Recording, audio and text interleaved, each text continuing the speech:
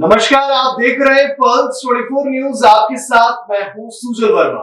Railway मंत्रालय ने उत्तराखंड को एक नई ट्रेन सेवा की सौगात दी है। लालकुआं से मुंबई बांद्रा टर्मिनल के बीच चलने वाली साप्ताहिक ट्रेन का शुभारंभ मुख्यमंत्री पुष्कर सिंह धामी ने वर्चुअल हरी झंडी दिखाकर किया।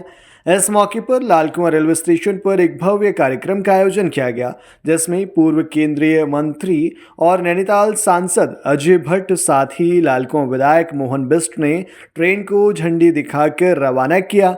सांसद अजय भट्ट ने बताया कि कुमाऊं वासियों के लिए ये नई ट्रेन प्रधानमंत्री नरेंद्र मोदी और केंद्रीय रेल मंत्री अश्विनी वैष्णव की सहायता से संभव हुई है। उन्होंने कहा कि इस ट्रेन से न केवल बाहरी राज्यों से पर्यटक उत्तराखंड आएंगे, बल्कि पर्वतीय क्षेत्र के लोगों को भी लंबी दूरी की यात्रा में सहूलियत होगी। ये ट्रेन मुंबई और गुजरात में रहने वाले प्रवासी उत्तराखंडियों के लिए भी लाभकारी होगी। डीआरएम रेखा यादव ने कहा कि इस ट्रेन से उत्तराखंड आने जाने वाले लोगों को अनेक सुविधाएं मिलेगी। उन्होंने ये भी बताया कि दिल्ली की यात्रा में भी वृद्धि होगी और जल्द ही अन्य क्षेत्रों के लिए भी ट्रेन सेवाएं बढ़ाई जाएंगी। साप्ताहिक ट्रेन आज हम लोगों ने यहाँ से शुरू की है बॉम्बे के लिए। इसका रूट अलग है। जैसा आप जानते होंगे कि यहाँ से बम्बई के लिए 2 और ट्रेनें भी चल रही थी, बट ये एक अलग रूट लेके जा रही है। ये दिल्ली के साथ कनेक्टिविटी बढ़ा रही है और इसका जो समय है वो बहुत ही बढ़िया है। 25 घंटे में ये आपको बॉम्बे पहुँचा दे रही है और यहाँ से सुबह चल के ये दिल्ली आपको 1:30 बजे के लगभग पहुंचा दे रही है। तो इसका अर्थ ये हुआ कि जो सुबह की गाड़ियों में दिल्ली की कनेक्टिविटी भी इससे बढ़ रही है। और जैसा आपने देखा है बड़ौदा, कोटा, ये वाला रूट ये लेके जा रही है। तो जो दूसरे वाली थी वो मथुरा से आगे पकड़ रहे थे हम लोग कोटा के लिए, तो ये दिल्ली वाला इसमें एक्स्ट्रा आ जा रहा है। नहीं, देखिए, अगर आपने देखा होगा कि क्योंकि लालकुआं इसमें एक पेक्युलैरिटी ये है कि बाकी जगह जैसे आपका प्लेटफॉर्म नंबर 1 जो रहता है वही आपका मेन प्लेटफॉर्म होता है। लालकुआं में ये है कि आपका जो 4-5 नंबर है, ज्यादातर गाड़ियां वहां से चलती हैं। तो उस हिसाब से वहाँ अभी कार्य हो रहा है। अभी 12 मीटर का एफओबी अगर आप देखेंगे तो उसका फाउंडेशन वगैरह चालू हो गया।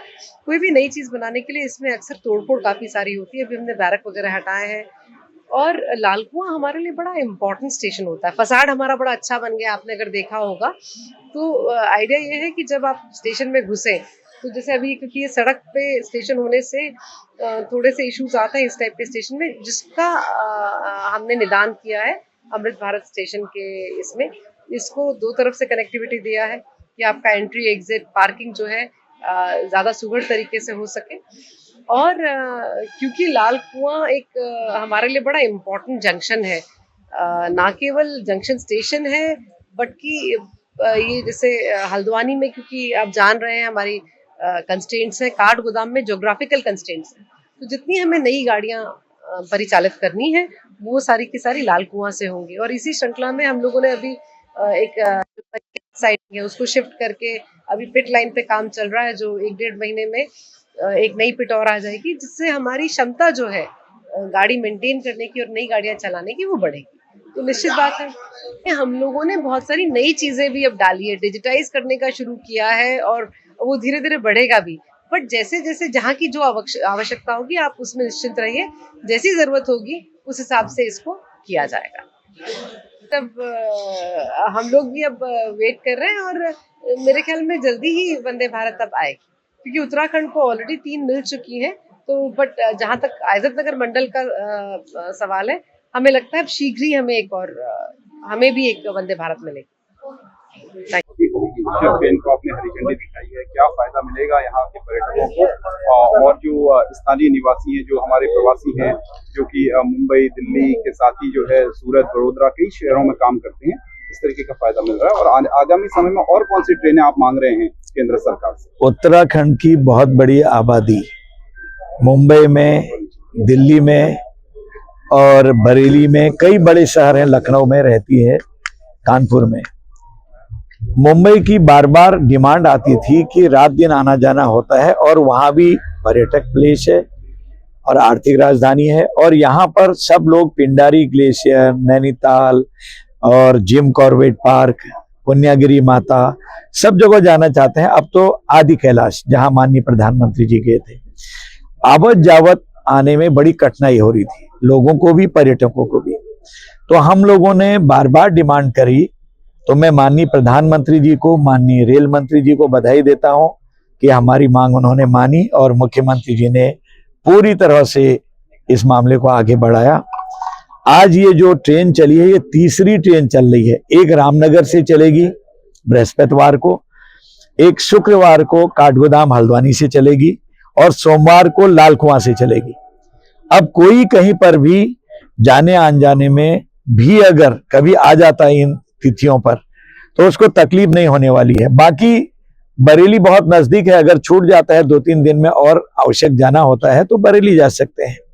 इसके बाद हमने अयोध्या, बनारस के लिए और महाकाल के लिए भी ट्रेन चले, इसके लिए पैरवी की है। ईश्वर की कृपा रही तो निकट भविष्य में जरूर ही ये भी होगा, क्योंकि हमारे पास प्लेटफॉर्म नहीं है, काठगोदाम में खड़ा करने के लिए नहीं है, हल्द्वानी में भी नहीं है। बचा खुचा जितना भी है हमारे पास प्लेटफॉर्म लाल कुआं ही है, इसलिए एक्स्ट्रा ट्रेन जो भी हम लगाएंगे लाल कुआं से ही वो चलेंगी।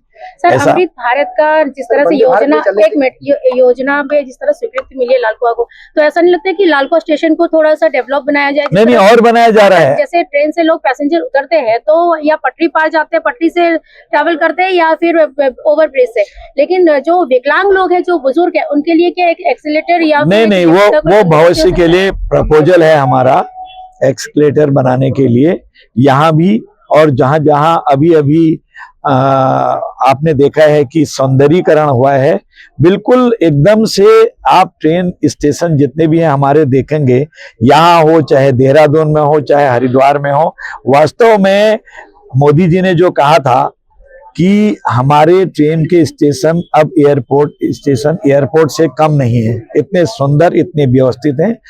ये जो आपने कहा है, इसे हम लगाने के लिए हमने प्रपोज। देश और दुनिया की तमाम खबरों के लिए आप देखते रहे पल्स 24 न्यूज।